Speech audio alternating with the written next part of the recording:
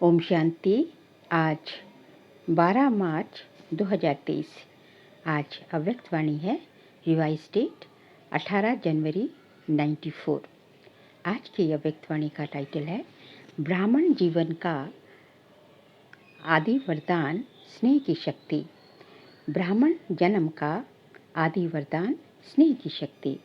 आज चारों ओर के सर्व बच्चों की स्नेह भरी स्मृतियाँ समर्थ बाप दादा के पास स्नेह के सागर समान पहुंच गई। हर एक बच्चे के दिल में दिलाराम समाया हुआ है और दिलाराम के दिल में सर्व स्नेही बच्चे समाये हुए हैं। स्नेह बहुत बड़ी शक्ति है। स्नेह की शक्ति मेहनत को सहज कर देती है। जहाँ मोहब्बत है वहाँ मेहनत नहीं लगती। मेहनत मनोरंजन बन जाती है, खेल लगता है। स्नेह की शक्ति देह और देह की दुनिया सेकंड में भुला देती है। स्नेह में जो भुलाना चाहे वह भुला सकते हैं, जो याद करना चाहे उसमें समा जाते हैं। स्नेह की शक्ति सहज समर्पण करा देती है। स्नेह की शक्ति बाप समान बना देती है। स्नेह सदा हर समय परमात्मा साथ का अनुभव कराता है। स्नेह सदा अपने ऊपर बाप की दुआओं का हाथ छत्र छाया समान अनुभव कराता है। स्नेह असंभव को संभव इतना सहज कर देता जैसे कार्य हुआ ही पड़ा है। स्नेह निष्फल हर समय निश्चिंत अनुभव कराता है। स्नेह हर कर्म में निश्चित विजयी स्थिति का अनुभव कराता है। ऐसे स्नेह की शक्ति अनुभव करते हो ना। बाप दादा जानते हैं कि अनेक जन्म अनेक प्रकार की मेहनत कर थकी हुई आत्माएं हैं। भिन्न भिन्न बंधनों में बंधी हुई आत्माएं होने के कारण मेहनत करती रही है। इसलिए बाप दादा मेहनत से मुक्त होने के लिए सहज विधि स्नेह की शक्ति सभी बच्चों को वरदान में देते हैं। अपने ब्राह्मण जीवन के आदि समय को याद करो तो जानते ही सभी को स्नेह की शक्ति ने ही नया जीवन दिया। स्नेह की अनुभूति के लिए मेहनत करनी पड़ी। सहज अनुभव किया ना तो ये आदि जन्म की अनुभूति ही वरदान है। प्यार प्यार में ही खो गए। सदा इस स्नेह के वरदान को स्मृति में रखो। मेहनत के समय इस वरदान द्वारा मेहनत को परिवर्तन कर सकते हैं। बाप दादा को बच्चों का मेहनत अनुभव करना अच्छा नहीं लगता। स्नेह की शक्ति की विस्मृति मेहनत अनुभव कराती है। कितनी भी बड़ी कैसी भी परिस्थिति हो, प्यार से स्नेह से परिस्थिति रूपी पहाड़ भी परिवर्तन हो पानी समान हल्का बन जाता है। पत्थर को पानी बना सकते हो। कैसा भी माया का विकराल रूप व रॉयल रूप सामना करे तो सेकंड में स्नेह के सागर में समा जाओ तो सामना करने की माया की शक्ति समाप्त हो जाएगी। आपके सम्माने की शक्ति छू मंत्र नहीं लेकिन शिव मंत्र बन जाएगी। सबके पास शिव मंत्र की शक्ति है ना कि खो जाती है। शिव स्नेह में समा जाओ। सिर्फ डुबकी मार कर नहीं निकल आओ। थोड़ा समय स्मृति में रहते हो। मीठा बाबा, प्यारा बाबा, डुबकी लगाकर फिर निकल आते हो तो माया की नज़र पड़ जाती है। समा जाओ तो माया की नज़र से दूर हो जाओगे। और कुछ भी नहीं आए तो स्नेह की शक्ति जन्म का वरदान है। उस वरदान में खो जाओ। खो जाना नहीं आता है। स्नेह तो सहज है ना, सबको अनुभव है ना। कोई है जिसको ब्राह्मण जीवन में रूहानी स्नेह का अनुभव नहीं हो? है कोई? स्नेह ही सहज योग है। स्नेह में समाना ही संपूर्ण ज्ञान है। आज के दिन का महत्व भी स्नेह है। अमृत वेले से विशेष किस लहर में लहरा रहे हो? बाप दादा के स्नेह में ही लहरा रहे हो। सर्व आत्माओं के अंदर एक बाप के सिवाय और कुछ याद रहा? सहज याद रही ना कि मेहनत करनी पड़ी। तो सहज कैसे बनी? सहज के कारण, स्नेह के कारण। तो क्या सिर्फ आज का दिन स्नेह का है? संगम युग है ही परमात्मा स्नेह का युग। तो युग के महत्व को जान, स्नेह की अनुभूतियों को अनुभव करो। स्नेह का सागर, स्नेह के हीरे मोतियों की थालियां भर भर कर दे रहे हैं। तो अपने को सदा भरपूर करो। थोड़े से अनुभव में खुश नहीं हो जाओ, संपन्न बनो। भविष्य में तो स्थूल हीरे मोतियों से सजेंगे। ये परमात्मा प्यार के हीरे मोती अनमोल हैं। तो इससे सदा सजे सजाए रहो। चारों ओर के बच्चों की याद, स्नेह के गीत बाप दादा सदा भी सुनते रहते हैं। लेकिन आज विशेष स्नेह स्वरूप बच्चों को स्नेह के रिटर्न में सदा स्नेही भव, सदा स्नेह के वरदान द्वारा सहज उठती कला का विशेष फिर से वरदान दे रहे हैं। सदा जैसे छोटे बच्चे होते हैं, कोई भी मुश्किल बात आएगी व कोई भी परिस्थिति आएगी तो माता पिता की गोदी में समा जाएंगे। ऐसे सेकंड में स्नेह की गोदी में समा जाओ तो मेहनत से बच जाएंगे। सेकंड में उड़ती कला द्वारा बाप दादा के पास पहुंच जाओ तो कैसे भी स्वरूप में आई हुई माया दूर से भी आपको छू नहीं सकेगी, क्योंकि परमात्मा छत्र छाया के अंदर तो क्या, लेकिन दूर से भी माया की छाया आ नहीं सकती। तो बच्चा बनना अर्थात माया से बचना। बच्चा बनना तो अच्छा है ना। बच्चा बनने का अर्थ ही है स्नेह में समा जाना।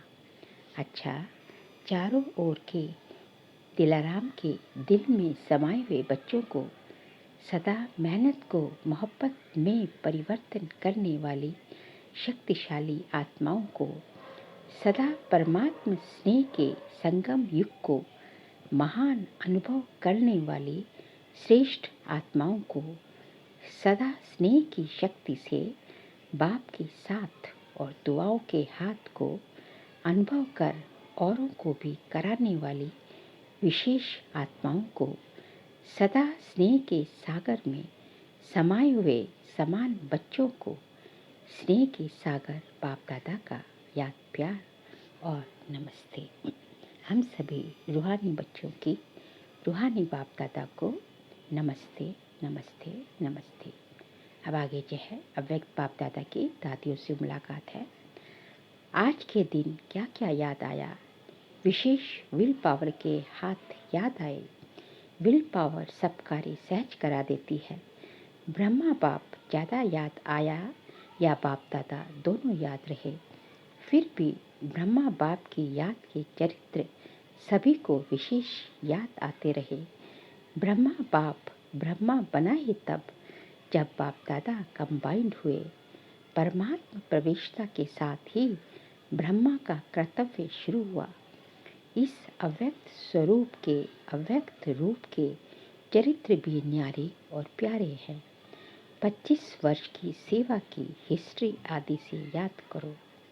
कितनी तीव्र गति की हिस्ट्री है। अव्यक्त होना अर्थात तीव्र गति से सब कार्य होना।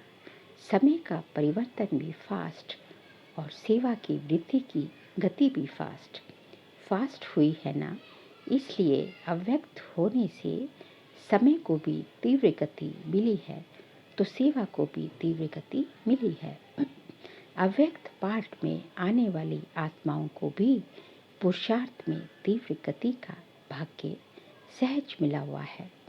अव्यक्त पार्ट में आई हुई आत्माओं को last so fast, fast so first का वरदान प्राप्त है। वरदान को कार्य में लगाओ, सिर्फ स्मृति तक नहीं, समय प्रमाण वरदान को स्वरूप में लाओ। वरदान को स्वरूप में लाने से स्वतः ही फास्ट गति का अनुभव करेंगे। अव्यक्त पालना सहज ही शक्तिशाली बनाने वाली है, इसलिए जितना आगे बढ़ना चाहो बढ़ सकते हो। बाप दादा और निमित्त आत्माओं की आप सबके ऊपर विशेष सदा आगे उड़ने की दुआएं हैं। ऐसे है ना, दादियों की भी दुआएं हैं। सिर्फ फ़ायदा ले लो, मिलता बहुत है, यूज़ कम करते हो। सिर्फ बुद्धि में किनारे रखते नहीं रहो, खर्चा खाओ, खर्च करो। आता है यूज़ करना, खर्च करना आता है कि संभाल कर रखते हो। बहुत अच्छा, ये संभाल कर रखना है। अच्छाई को स्वयं प्रति और दूसरों के प्रति कार्य में लगाओ। यहाँ खर्चना अर्थात बढ़ाना है। जैसे आजकल का फैशन है ना, जो अमूल्य चीज होती है वह कहाँ रखते हैं? लॉकर में। यूज़ नहीं करते, लॉकर में रखते हुए खुश होते हैं। तो कई बार ऐसे करते हैं। पॉइंट बड़ी अच्छी है, विधि बड़ी अच्छी है, सिर्फ बुद्धि के लॉकर में देखकर खुश हो जाते हैं। तो आप सभी लॉकर में रखते हो या यूज़ करते हो? अच्छा, पांडव सेना का क्या हाल है? सिर्फ अच्छा कहने वाले तो नहीं ना। ऐसी सेना तैयार हो जो सेकंड में जो ऑर्डर मिले कर ले। ऐसे तैयार है, शक्ति सेना तैयार है।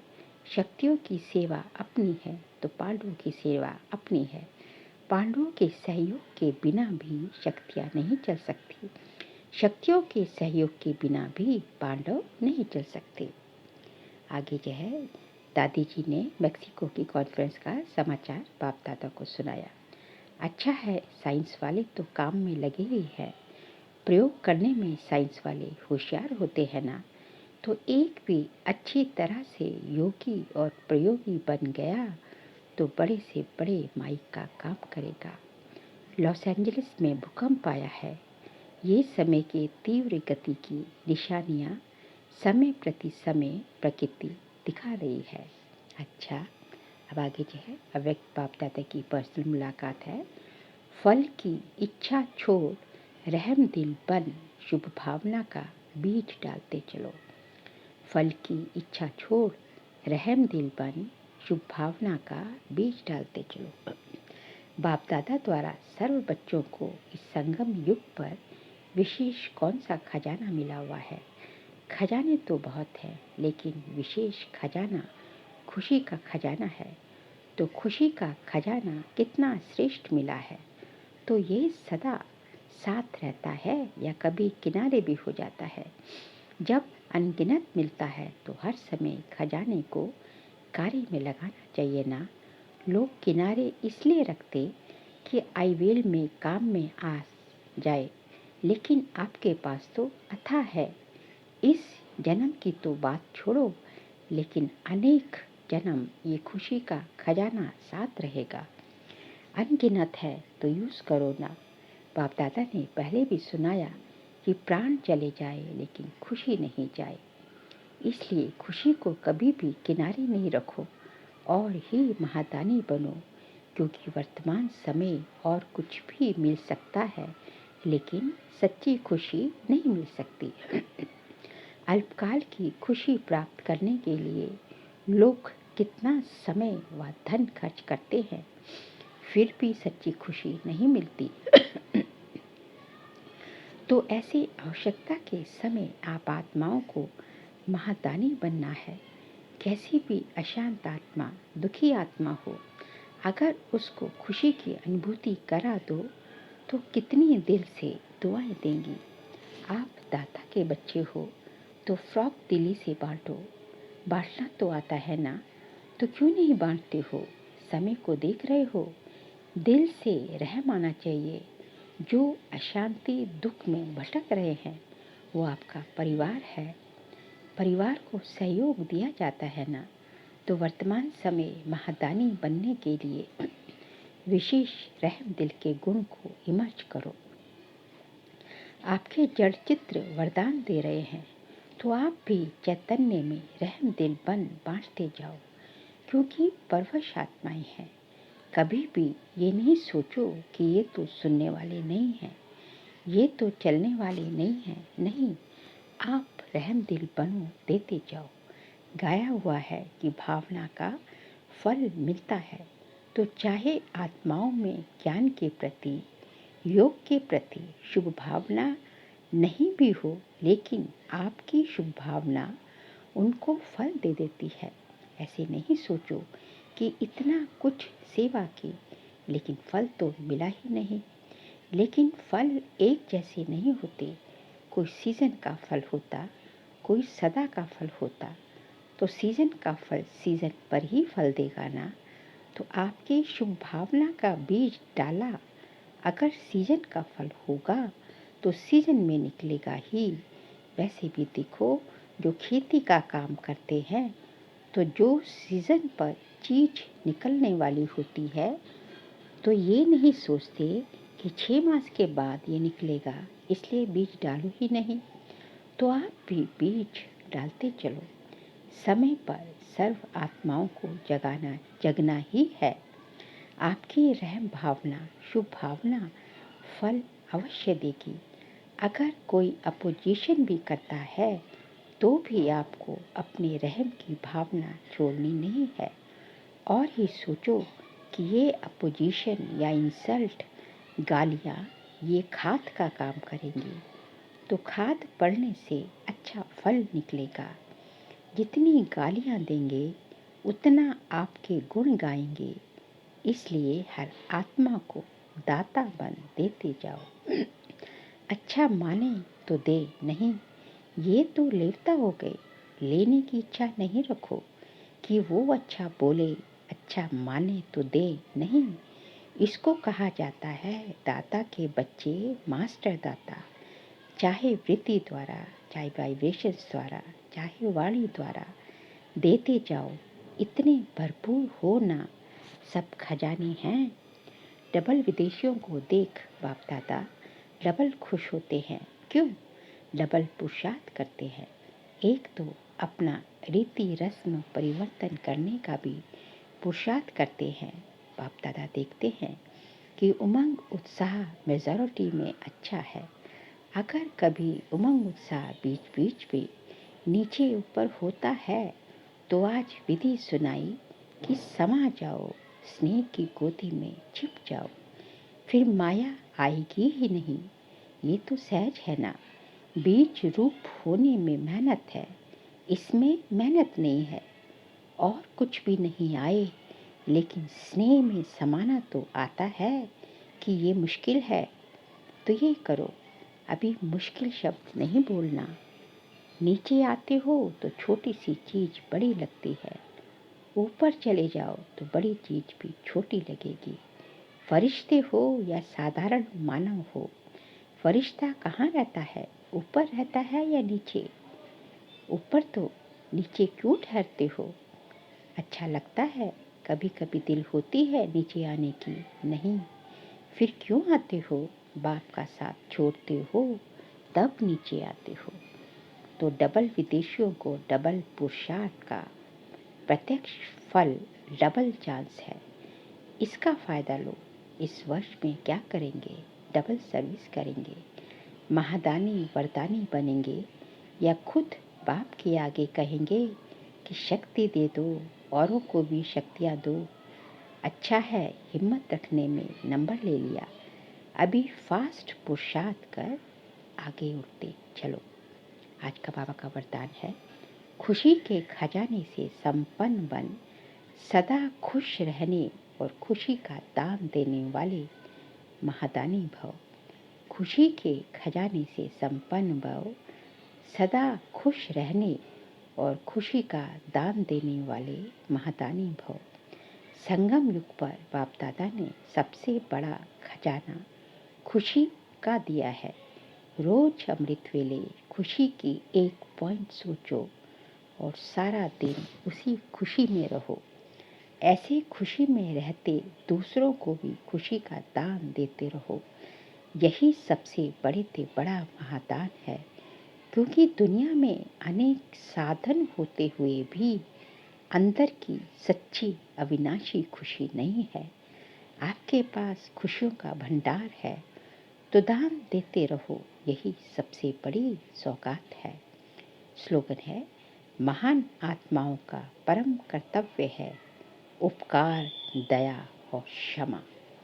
महान आत्माओं का परम कर्तव्य है उपकार, दया और क्षमा। बाबा ने आज है महान आत्माओं के 3 परम कर्तव्य बताए। उपकार करना, चाहे दूसरा कुछ भी करे, अपकारियों पर भी उपकार करना, और दया भाव, क्षमा भाव, रहम की दृष्टि और क्षमा भाव, सबके लिए जो है क्षमादान देने में सबसे आगे रहना। तो उपकार करना, सब पे रहम की भावना, दया की भावना और क्षमा भावना। अच्छा, ओम शांति।